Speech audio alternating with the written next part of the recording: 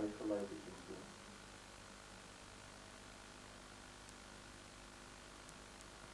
Van my kinders daar.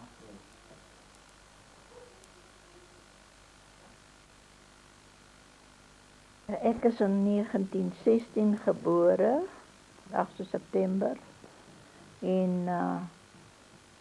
op Grootlaagte. En daarvan af het my pa die grond verkoop en hy het Bankfontein gaan koop. En daar het ek groot geword. Ons is ongeveer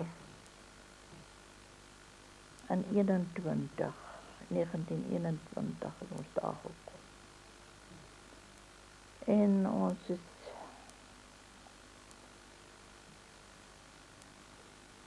ons het nie met al die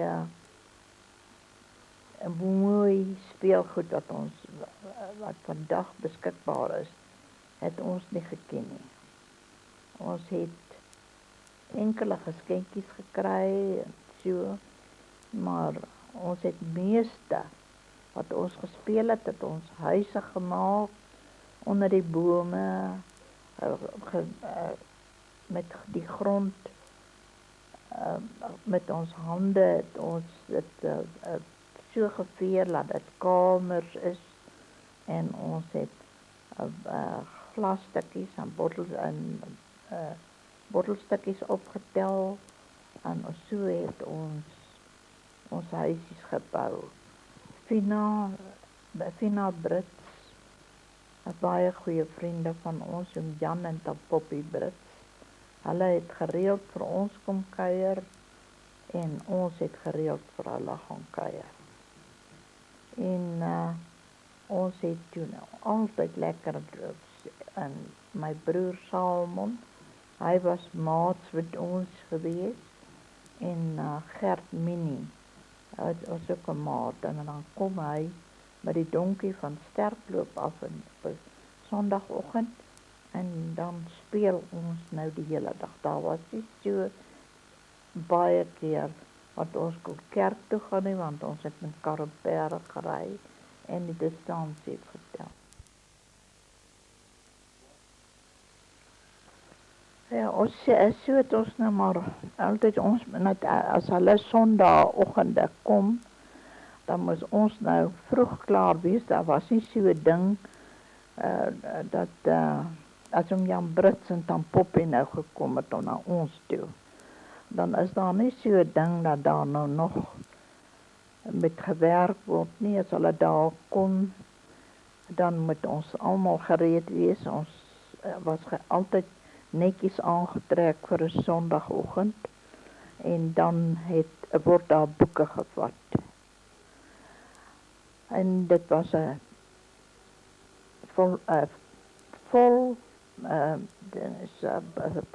baie boodskap gewees wat my pa gelees het uit die boek. En ons het soos 'n gewone diens het ons gesange gesing, en ons het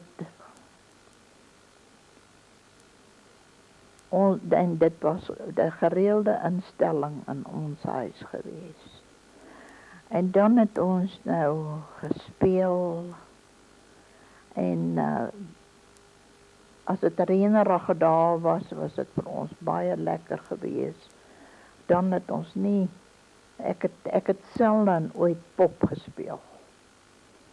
Ek was lief vir die buitelewe, en daar was lekker plekke. Daar was 'n dam gewees reg voor ons huis, waar ons dit was so 'n plat bad gewees. Hy was soos 'n kanoe, en ons het daarin ons op die dam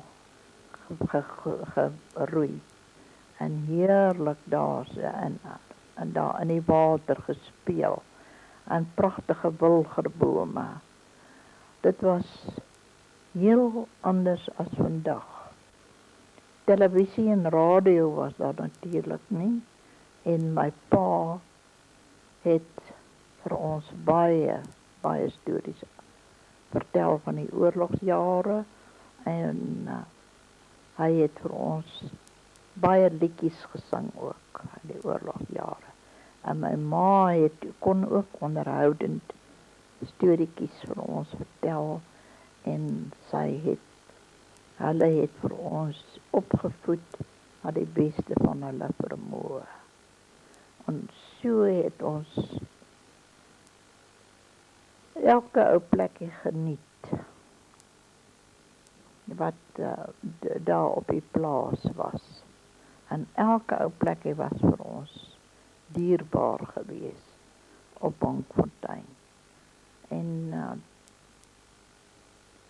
daar is ek toe getroud ook.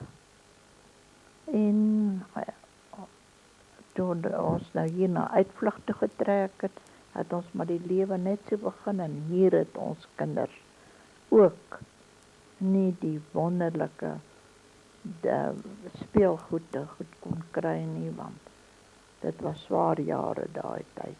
Maar hulle het hulle altyd vermaak met perdry en fietsry. Hulle het hulle speletjies gespeel op hulle manier.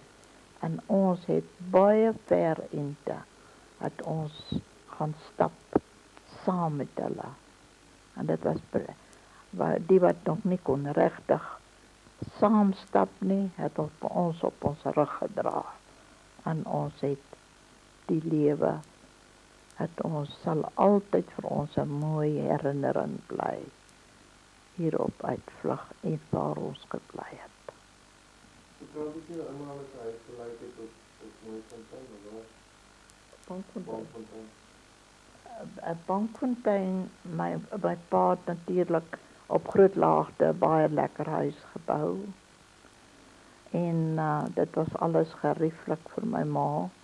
En toe hy nou besluit om te verkoop daar, toe het hy Bankfontein gaan koop, volop water, volop lande, maar die huis was baie verwaarloos geweest. Hy het dit van 'n oom Ras gekoop. En hy het dit maar deur die jare het ons het maar bietjie probeer verbeter, maar hy was een kant 'n platdak en een kant 'n grasdak geweest.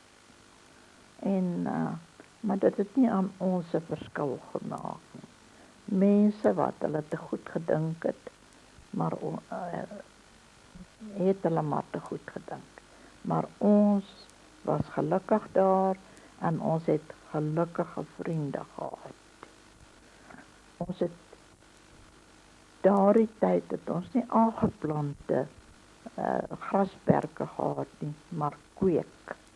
En dit was die heerlikste kweek groot erf wat ons gehad het. En daar het ons, is my pa ma in die aande buite in die maanlig gesit het, na ons geëet het. Dit was 'n gewoonte. In die somer het dit lekker warm is. Dan het ons as kinders gespeel en gejol daar op die grasperke. En dit was vir ons wonderlik geweest. In plaas van voor die televisie, wat vandag vir die kinders moet afleiding bied. Daar was nie so 'n ding geweest dat ons onveilig gevoel het nie. Ek het alleen skool toe geloop, as my maats nie in tyd was nie. En ons het heeltemal 'n rustige lewe gelei. Jy het bietjie van ons skool toe van. Nee, ek het mos vertel. Ek het dit vertel. Ek weet dit ook. Ek het het vertel hoe ons saam gestap het. En hoe ons met jonkie kar gery het. En, ek het die saai dinge alles vertel.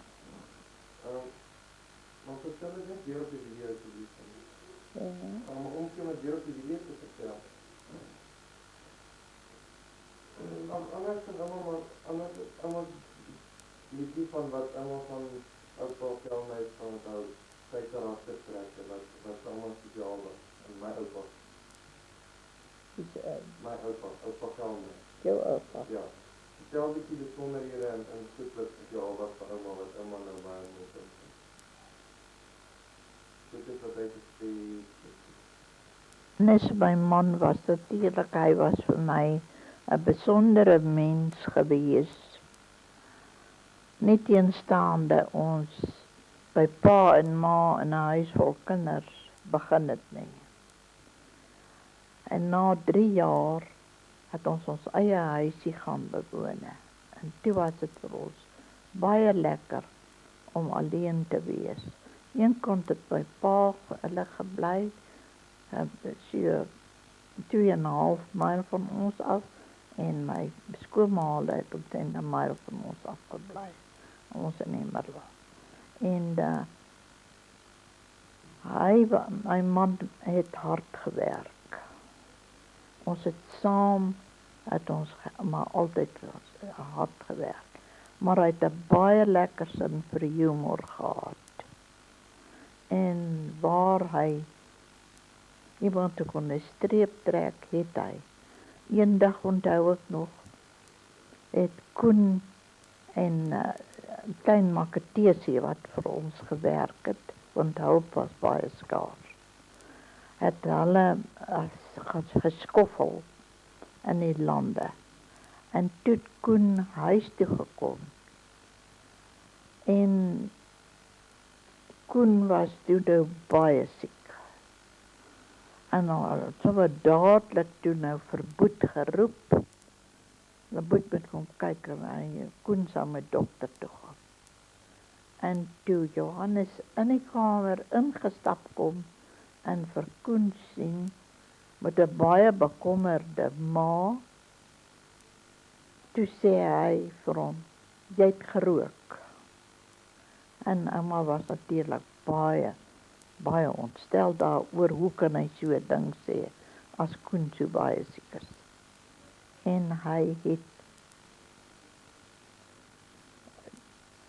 toe moes Koen maar erken, hy het gerook. Hy sê, maar ek sal nooit weer probeer om te rook nie. En dan hy was vinnig van die meer ook, baie maklik die vuis gelê. En hy het baie teespoed. Maar die wil ons liewer nie onthou nie. Van al die teespoed wat ons het my pa naderhand vir hom gesê het. Nee jong, lyk vir my boerdery is nie vir jou nie. Hy wou op 'n stadium voor ons getroud is, het hy gegaan om die rooi kaart te kry by die myn. Daardie tyd het hulle nog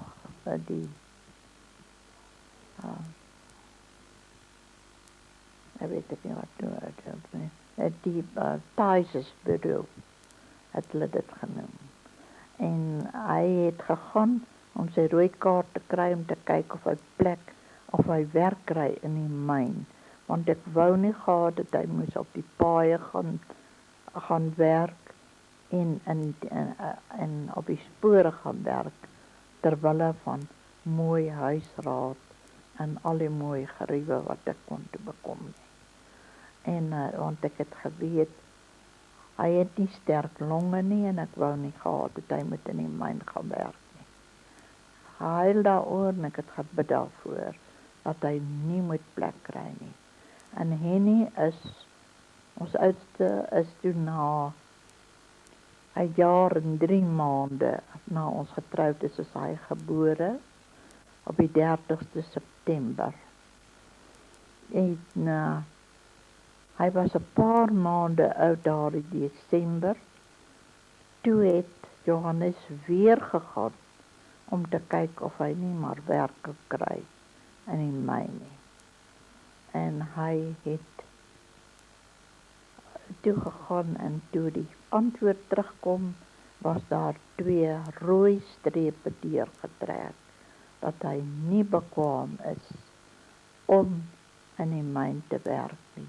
Maar op daardie oggend, toe hy my gegroet het om na die Taises bureau te gaan, het ek die Here opreg gevra, Here, as dit vir sy nadeel is, keur dit af. het ons tog net nie in die myn gaan werk nie. En toe die antwoord terugkom, en almal toe nou baie teleurgestel was om Dirk en Tant Hetty, en want hulle het geweet ons kry swaar op die plaas. Toe ek net een dankie gesê, dankie Here. En hulle het my verbaas al gekyk en vir my gesê, hoe kan jy so sê, julle kry so swaar? Toe sê ek, die Here sal voorsien. En hy het voorsien. Al die jare wat ons saam gewees het, het hy voorsien. Op watter manier ook al. En Johannes hy was 'n man van durf en daad. As hy iets beplan het, het hy dit deurgevoer. Maar daar was die tye van teleurstellings wat daar onverwags van sy diere, soos ons het 98 skape gehad wat oorgebly het na al die vrektes. En ons was Middelburg toe wat Piet gedoop moes word, ons tweede seun. En toe het daar net een weerligstraal gekom en hy het die bloekomboom waar ons skape onder gelê het in die warmte van die dag, en daar het dit 32 oorgebly van die skape.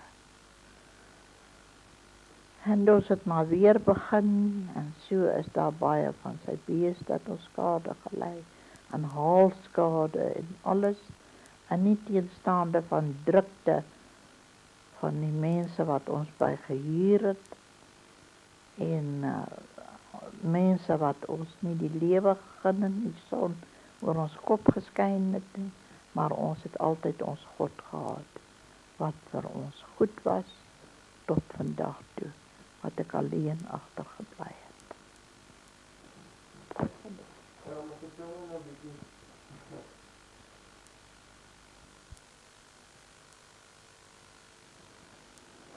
Johannes kon baie staaltjies vertel van sy kinderdae in die Vrystaat. Want hy moes ook maar beeste oppas as hy uit die skool uitkom, en hy was 'n slim kop. En hy het altyd baie goed gedoen op skool. En hy was baie populêr ook gewees. En soos hy in die veld saam met die wagters en saam met die werkertjies gewees het, het hy, omdat hy jonger was as hulle, moes hy altyd die onderspit delf. Maar eendag, toe het hy vir een van die werkers, sy naam was Mama Voet gewees, en Mama Voet het toe nou altyd hom baie afgeknou. En toe het hy 'n plan uitgedink. Hy het 'n gat gegrawe in die grond, dit is natuurlik maar sanderige grond gewees, en hy het vir hom gesê, kom ek weet jou, as jy jou hand hier insit, vol grond maak, en jy steek jou arm in daai gat, en ek gooi sand in en ek stamp hom vas, sal jy nie jou arm uitkry nie. Hy sê, ek sal. Hy sê, kom wat weet ek jou? Hy sê, nee, ek weet niks nie, maar ek sê vir jou, jy sal nie jou hand uitkry nie. En Johannes het altyd 'n sweep by hom gehad. Ja, dat is hulle skape opgepas het, want daar was 'n paar ramme van sy pa wat gevennynig kon stamp. En hy het toe vir hom vasgestamp en vir hom gesê, trek uit jou arm. En toe kon hy nie sy arm uittrek vir geen geld ter wêreld nie. En daar het Johannes hom toe nou 'n lekker pak slaag gegee met die sweep. En daarvandaan af was dit toe nou vrede tussen die twee gewees. Het hulle saam beeste en skape opgepas en Johannes het net so sê gehad soos hy. Hy sê maar eendag wat hy lekker gelag het. Hy sê toe kruip hy en die Magriet toe nou weg en hy sien toe sy tante, sy altyd so wit voorskoot gedra, stywe wit voorskoot gedra en sit so met haar voete na binnekant toe geloop. Sy kon nie vreeslik baie vinnig loop nie. En toe sien hulle daar kom tant Martha aan. En toe lag hulle al. Hy kruip hulle agter die muur so weg. Hulle sê vandag sal jy 'n ding sien. En toe het die ram wat so stamp, het toe vir tant Martha bygedam. En hulle sy pa het dit toe gesien, maar hulle twee is toe heeltemal weg. Hulle twee bestaan toe nou nie. En pa moes toe nou maar vir tant Martha ontset van die ram en haar huis toe vat en 'n baie geskokte tant Martha. Maar weer huis toe nie. So kan ek baie dingetjies nog vertel. Wat hy hy was natuurlik toe te jonk geweest om die skool te verlaat toe hy standaard 6 was. En toe moes hy nog 'n rukkie skool gaan, 'n paar maande skool gaan voor hy oud genoeg was om die skool te verlaat. En sy pa het baie moeite gedoen om by sy ryk ooms geholpe te raak om Johannes te laat leer, want hy wou so graag leer. En die ooms het al die besware van die lewe gehad, omdat hulle kinders nie self wou studeer nie. Hulle het hulle na al die beste skole toe gestuur, maar hulle wou nie leer nie. En so het Johannes maar op die plaas gebly, en hy het maar vir homself, deur Gods genade, tot die einde toe, het hy maar altyd planne gemaak om bo uit te kom. Vertel nog iets van wat die kinders daar maak. Nee, maar dat weet ek niet meer. Ja, dat is leuk. Nog wel eens jullie. Ja, dat is wat hy my vertel. Ja, maar was hy baie lief vir visvang. En sy vislyn het hy in die nag gestel. Hulle by die Vaalrivier gewoon. Hy sê, en waar mense die hele dag langs die viswaters gesit het en geen vis gevang het nie, dan het hy in die oggend met sy 4, 5 visse, groot geel visse, het hy huis toe gekom en vir sy ma 'n heerlike vis saam gebring. Hy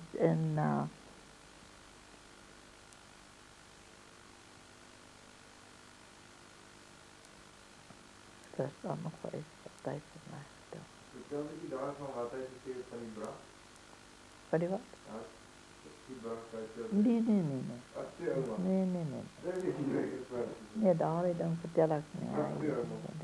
Hy het natuurlik baie, sy verjoenneefs, omdat hulle ma baie maklike verkeerde woord kon sê, het die seuns toe ook nou maar, want hulle was almal seuns gewees. Die 4 wat in die kamp dood is, dink ek was 2 dogtertjies en 2 seentjies. Maar toe het hulle net seuns gehad en hulle het verskriklike snaakse sêgoed gehad wat ek nie vandag liewer sal sê nie en wil hou Wilhelm ook hoe aan. Ek kan dit nie hier op hierdie bandopname vertel nie. Want daarvoor is my stem nie gemaak.